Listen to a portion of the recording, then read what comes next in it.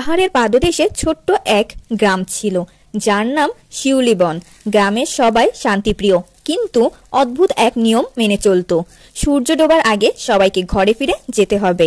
বলা হতো রাতে বনের গভীর থেকে এক অদৃশ্য বিপদ নেমে আসে।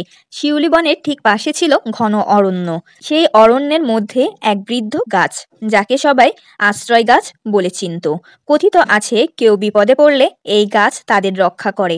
তবে এক শর্ত ছিল, গাছের নিচে আশ্রয় নিতে হলে সত্যিকার বিপদে পড়তে হবে এবং মন থেকে বিশ্বাস করতে হবে।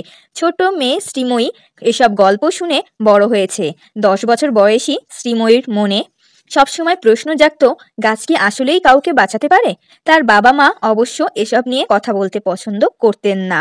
ওসব ভয়ের গল্প নিয়ে মাথা ঘামাবি না, বাবা বলতেন। একদিন শ্রীময়ী স্কুল থেকে ফিরতে দেরি হয়ে গেল। সন্ধ্যার নামছিল, বাতাস ভারী হয়ে উঠেছিল। গ্রামের রাস্তা ফাঁকা আর আকাশ কালো মেঘে ঢাকা। বাড়ি ফেরার পথে সে দেখল বনের দিক থেকে অদ্ভুত এক শব্দ ভেসে আসছে। মনে হলো যেন কারা ফিসফিস করছে। ভয় পেলেও শ্রীময়ী কৌতূহলী হয়ে এগিয়ে গেল। অরণ্যের প্রবেশ মুখে শ্রীময়ী দেখতে পেল এক আহত খরগোশ। প্রাণীটি লাফিয়ে লাফিয়ে চলার চেষ্টা করছে, কিন্তু পারছে না। তার পা থেকে রক্ত ঝরছে। শ্রীময়ীর মায়া হলো। সে খরগোশটিকে তুলে নিল এবং ভাবল, আমি তো আর বিপদে পড়িনি, একটু ভেতরে নিয়ে গিয়ে খরগোশটাকে কোনো নিরাপদ জায়গায় রেখে আসি। কিন্তু অরণ্যে প্রবেশ করার সঙ্গে সঙ্গে পরিবেশ বদলে গেল।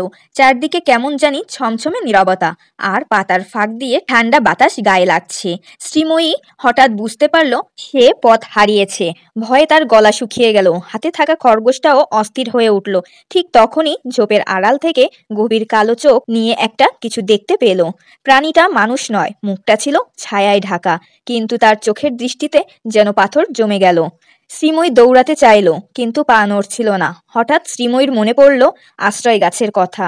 তার মনে হলো, এটাই কি সেই সত্যিকার বিপদ যার কথা বলা হয়েছিল?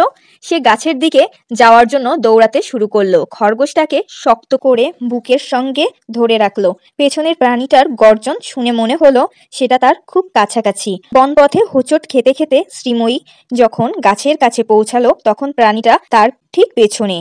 সে গাছের গোড়ায় বসে পড়ে ফিসফিস করে বলল, আমি সত্যিই বিপদে পড়েছি, আমাকে রক্ষা করো। মুহূর্তেই গাছের ডালপালা নড়ে উঠল। গাছের গোড়া থেকে আলো বের হলো, আর সেই আলোর কুয়াশায় শ্রীময়ী ও খরগোশ ঢেকে গেল। পেছনে থাকা কালো ছায়াটি গর্জন করে থেমে গেল। তারপরে সব শান্ত হয়ে গেল। শ্রীময়ী যখন চোখ খুলল, তখন দেখতে পেল যে সে গ্রামে নিজের বাড়ির সামনে বসে আছে। তার কোলে খরগোশটি শান্তভাবে ঘুমাচ্ছে। বাবা মা ভীত উৎকণ্ঠিত চেহারা নিয়ে বাইরে দাঁড়িয়ে আছেন।